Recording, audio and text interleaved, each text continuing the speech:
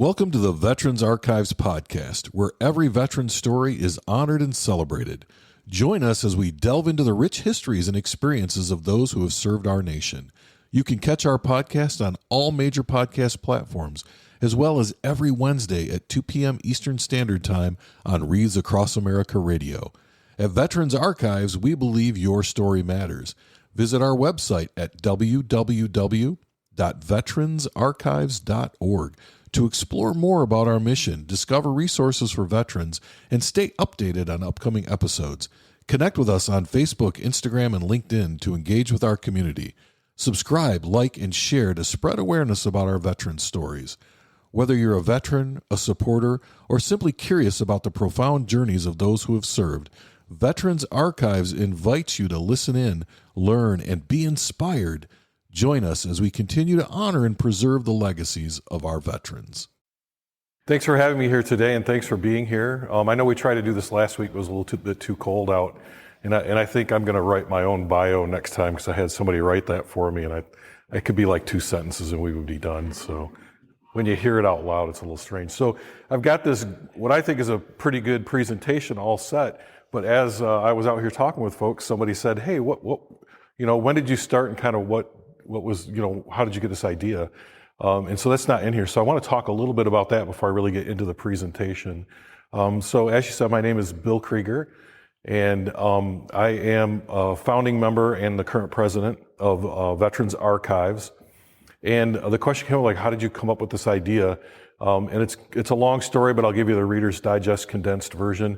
I hope everyone's old enough to understand that reference. A lot of people don't. Love me some Reader's Digest. So years ago, my grandfather grew up in Missouri. He was born in Kennett, Missouri. And I know he was born in Kennett, Missouri because he was born in the back of his house. If he had been born in the front of his house, he'd have been born in Arkansas. So it was a very small house, but he had a really interesting life. He was a bootlegger, and he lived on a riverboat, and him and my Uncle Ray got in a bar fight one time, and Uncle Ray got his ear bit off, like all kinds of great stories. And to hear him tell it was just amazing because he had this southern drawl, and he just had a way of telling a story to put you in it. And every year when we get together with family, we talk about these stories that my grandfather always told, but it's not the same because it's not really his words and it's not really his voice. It's just us sort of repeating his story. And I thought, well, wouldn't it be great if we could capture the stories of people in their words and in their voices, and then their families can have that in perpetuity, right? We can just pass that along to family members. And we really took a look at how we could do this. And there was lots of different thoughts behind it, but really what we landed on was that I am a veteran. I love veterans. I love to take care of veterans, and veterans have a story to tell. The other side of that is when I returned from Iraq in 2007, I really struggled with my life after combat, and I had a lot of issues.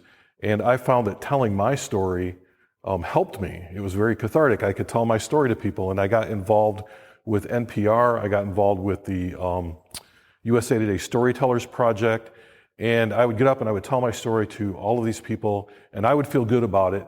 But what happened was the magic, and the magic was after I told my story, inevitably people would come up to me and say, gosh, I thought I was the only one that had ever gone through that before. And so in sharing that story, I helped myself, but I was helping other people.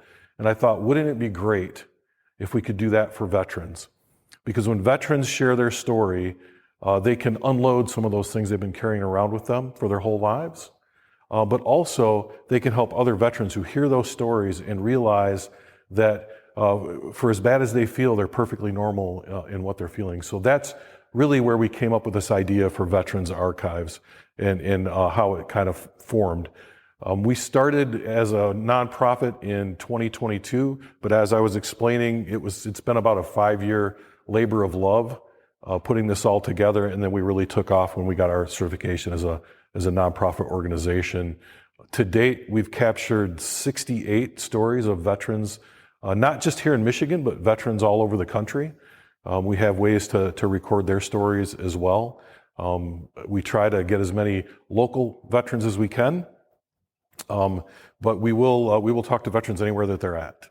I have one other gentleman that does recordings with me, and he is also a retired Army veteran. So these are all veteran-to-veteran conversations.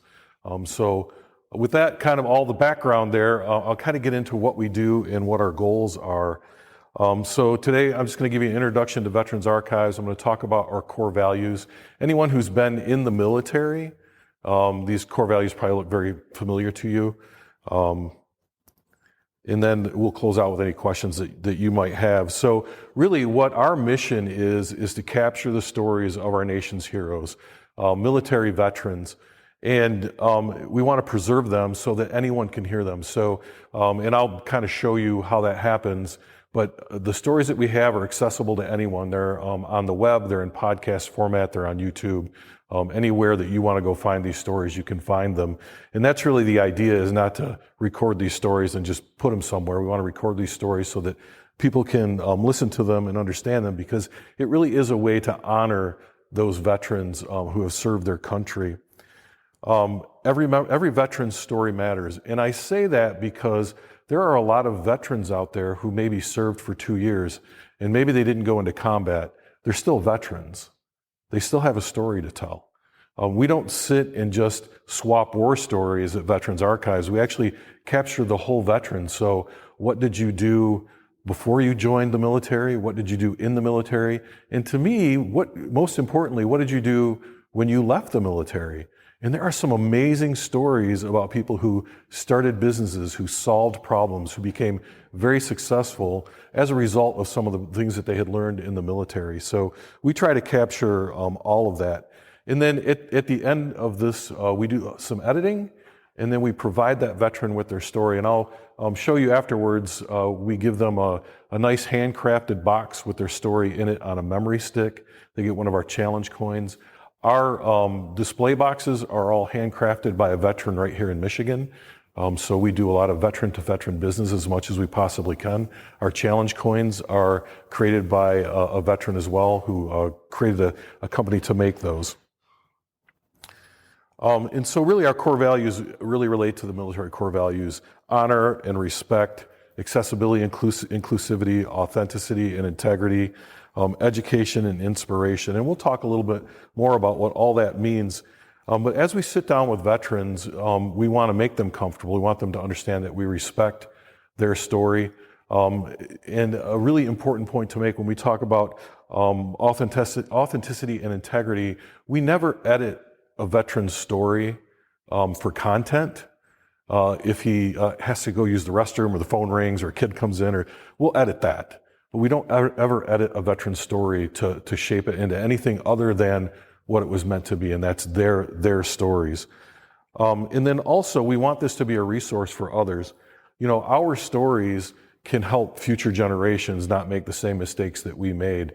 So we want to make sure that this is out there. Eventually, what we would like to see is a searchable database that schools and educators and anyone who's interested in our military history can go in and find these stories. They could search by unit, or by person, or by year, or by any sort of searchable option, and find these stories and listen to them. In every picture you see here is a veteran whose story we've captured. So I love these pictures. We have pictures of almost every veteran that we've talked to.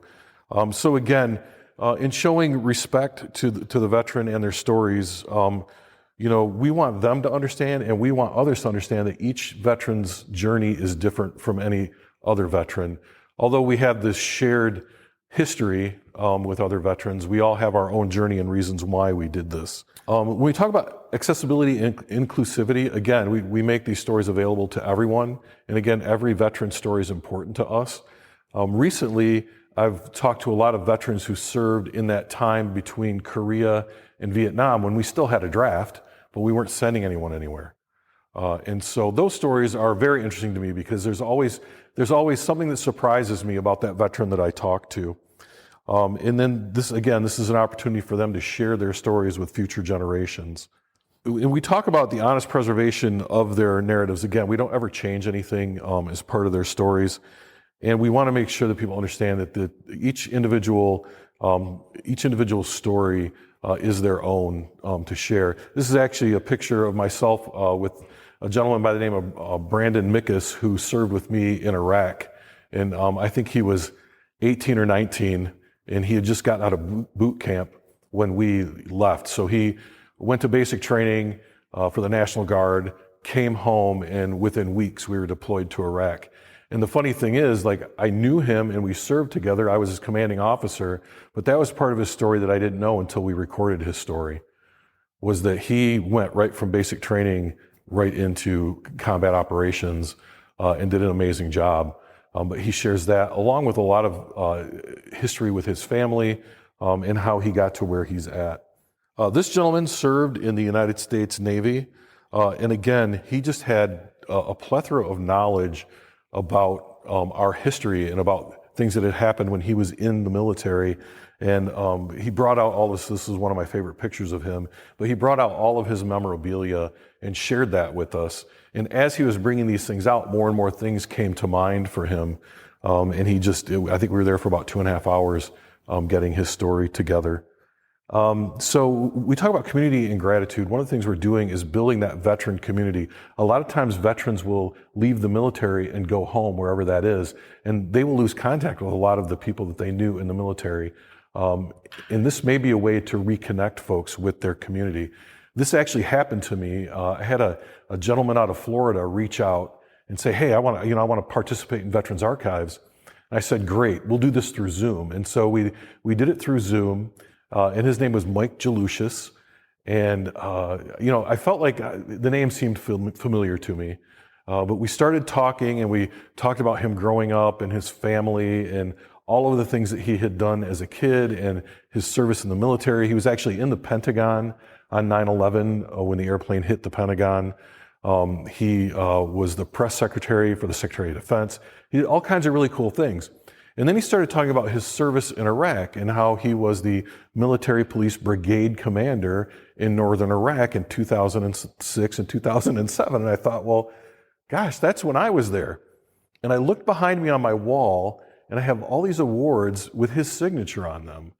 So he had been my brigade commander, and through our conversation, there was a lot of people that we knew,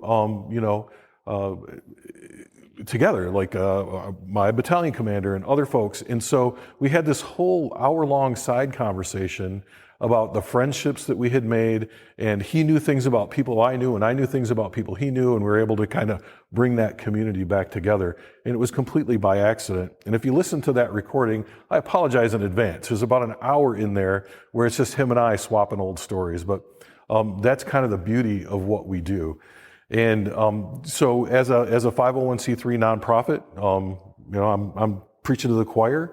We rely on grants and donations from folks. Consumers Energy has been very, very gracious and has given us grants every year to continue our work. This year, we are partnering with the Michigan Veterans Homes in Chesterfield and in Grand Rapids to capture the stories of their veterans. So we will be on track to capture about 100 stories this year. Each one of these stories, the cost to Veterans Archives is $250.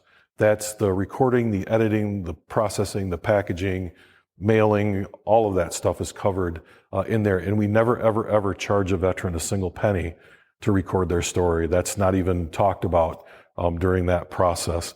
And my commitment to our 2 other board members, because there's 3 of us, because we're a huge organization, is that even if there's no money in the bank, we will find a way to fund it. We will never turn away a veteran just because we don't have the money to do it. We'll find a way to help them out. So that is what we do. I think that I'm standing in a group of people who understand the importance of our history. But if you really think about it, you can read history in a book, right? I can read about George Washington. I can read about any historical figure, and I can read about what other people have said about that person.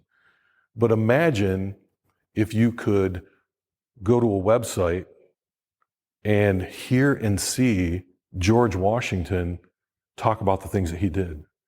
I think that's much more powerful than being able to just read and see pictures of something. That's all very important because that's how our history has been captured. in the past, but to be able to hear and see it from the people that actually did it, I think is very powerful. And the things that you hear from people as they're going through this process, they will share stories and tell you things that they haven't even told their own families yet. And you can just see that weight lifted off from them when they share that story.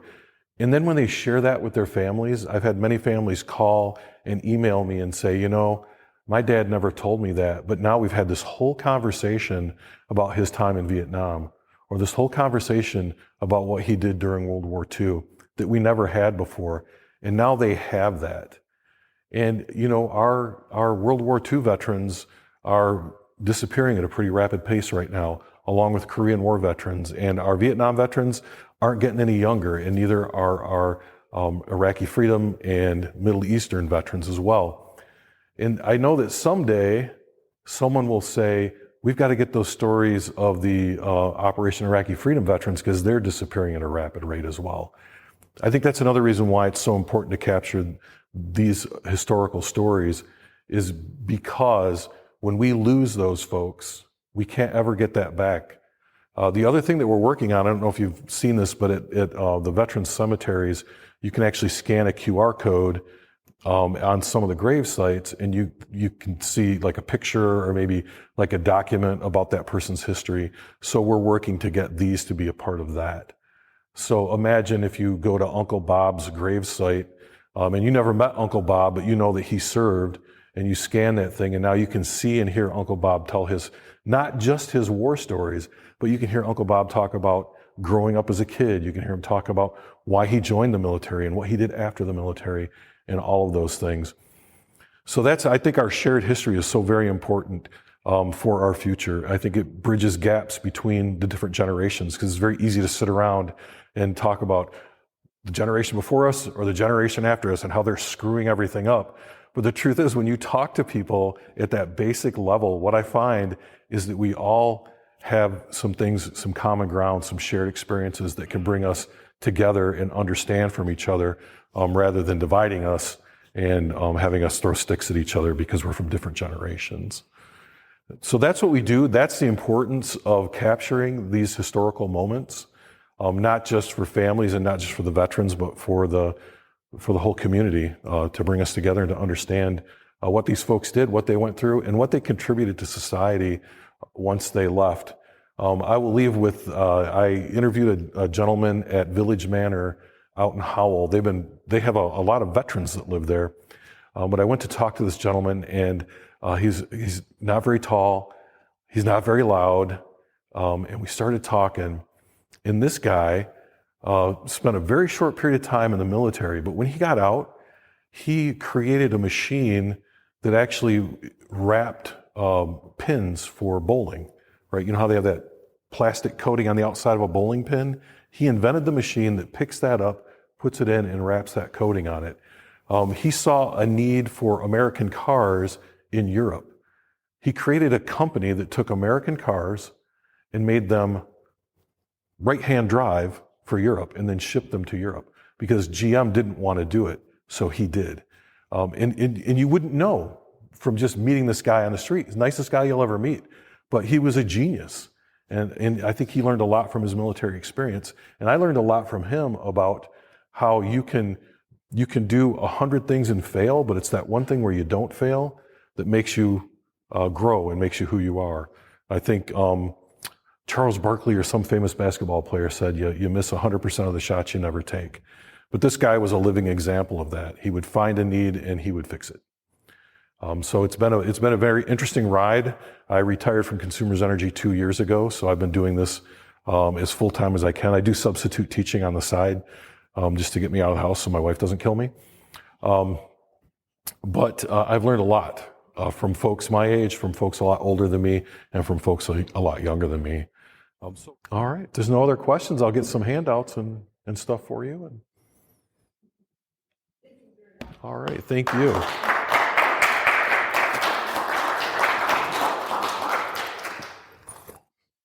Thank you for listening to the Veterans Archives podcast, where every veteran story is honored and celebrated.